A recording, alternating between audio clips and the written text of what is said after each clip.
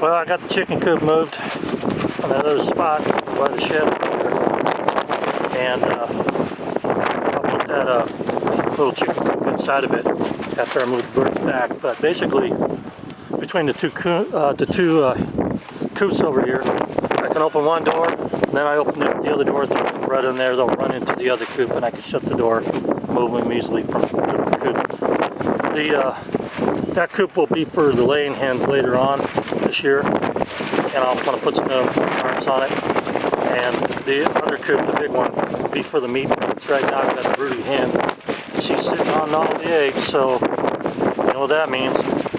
Chick time, backyard chicken, meat birds, because I'm not going to pay $3 a bird just to raise chickens. I'm just going to raise my own.